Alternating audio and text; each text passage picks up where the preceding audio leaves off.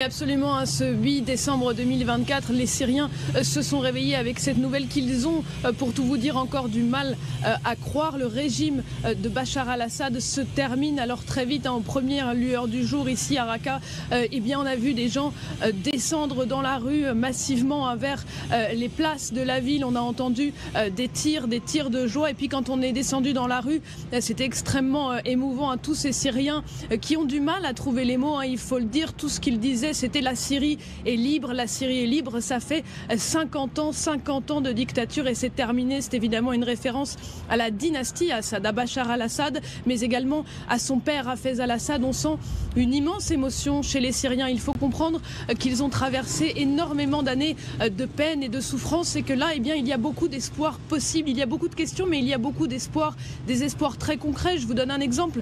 On était tout à l'heure avec des Syriens, eh bien, qui n'ont pas revu leur famille, qui étaient en zone contrôlée par le régime pendant 13 ans.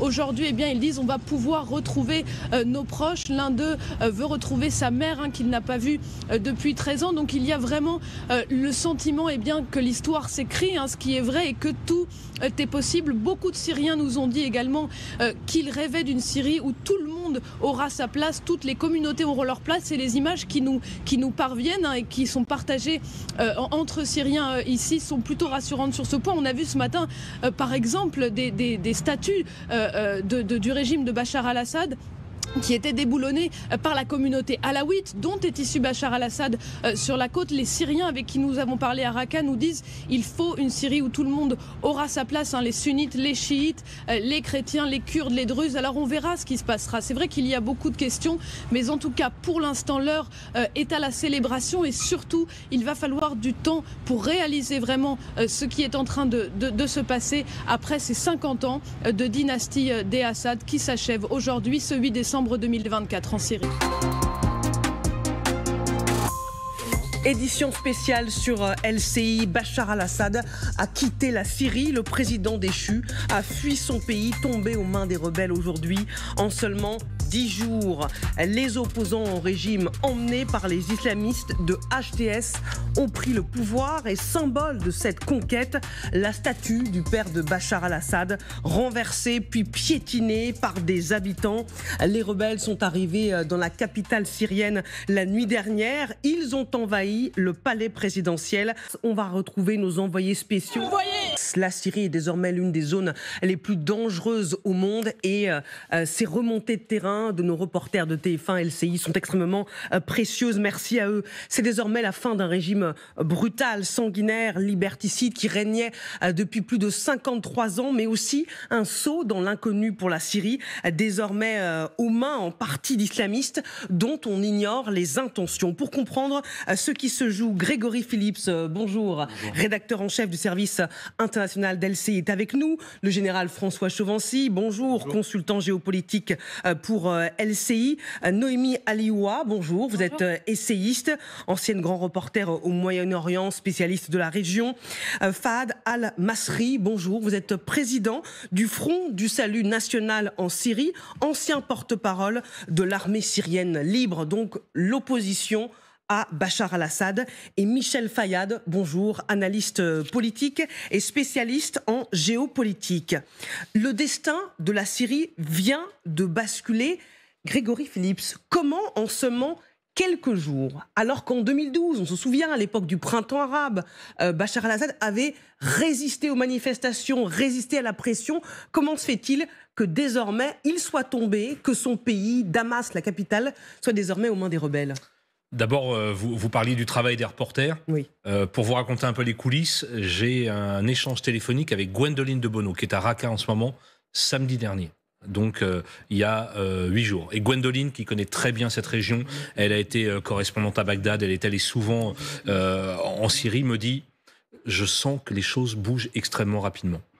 On décide de l'envoyer à Raqqa, dans l'est de la Syrie. Et elle y est dès mercredi. Et mercredi, les échanges qu'on a avec elle, elle me raconte la rapidité, la progression de ces groupes rebelles et islamistes. Elle me dit, ils sont à Alep, puis Homs, attention, ça va tomber. Et c'est vrai qu'on est un peu incrédule. On est un peu incrédule après 24 années de pouvoir de Bachar al-Assad, cette dynastie.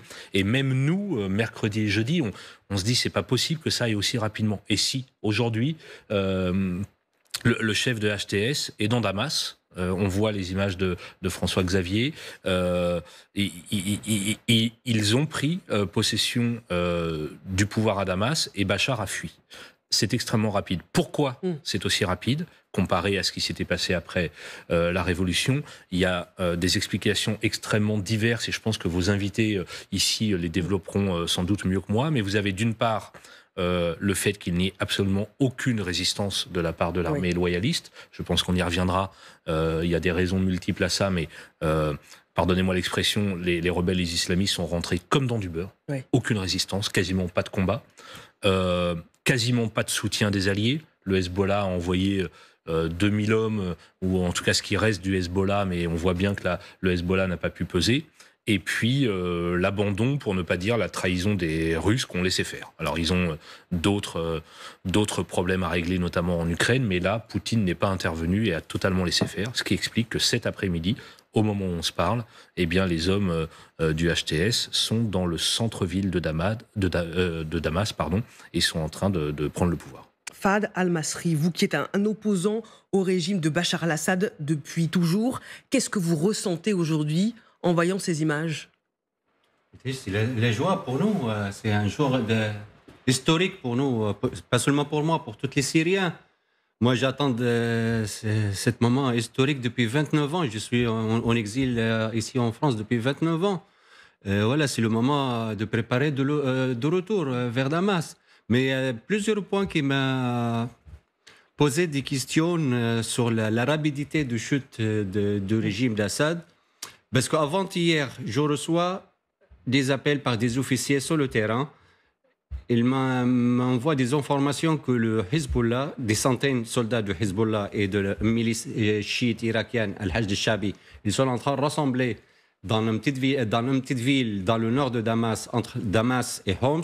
Ils sont en train de rassembler là-bas de plusieurs centaines des combattants de deux mouvements de Hezbollah et de milices irakiens pour envoyer certains soldats sur plusieurs axes pour protéger Damas.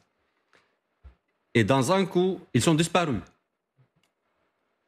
Deuxième chose, j'étais un petit peu surpris sur la rapidité d'entrée des islamistes, des certaines forces armées qui sont entrées à Damas. Et après, j'ai bien compris que cette rapidité, c'est en raison qu'il y a une coordination entre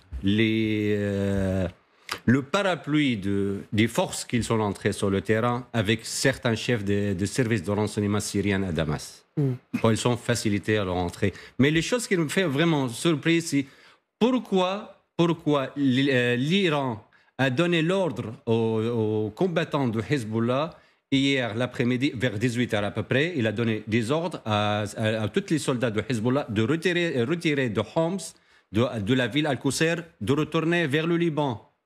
Qu'est-ce qui se passe avant pour que tous les soldats de Hezbollah reculent vers le Liban? Et pourquoi cette rapidité? Tous les diplomates iraniens aussi départ très vite de Damas. Donc il y a quelque chose qui cache dans la coulisse de cet événement historique à Damas. Bien sûr, hein, l'histoire est en train de s'écrire sous nos yeux, donc minute par minute, les informations, les images sont en train de tomber. Évidemment, nous les vérifions avant de les diffuser. Je vais vous faire écouter la réaction de Benyamin Netanyahou, justement, à la chute de Bachar al-Assad. C'est un jour historique pour le Moyen-Orient. Le régime Assad est un maillon central de l'axe du mal de l'Iran. Ce régime est tombé. C'est le résultat direct des coups que nous avons infligés à l'Iran et au Hezbollah, les principaux soutiens du régime Assad. Cela a créé une réaction en chaîne dans tout le Moyen-Orient de tous ceux qui veulent être libérés de ce régime d'oppression et de tyrannie. Merci d'avoir regardé cette vidéo ou d'avoir écouté ce podcast. Abonne-toi pour plus de contenu.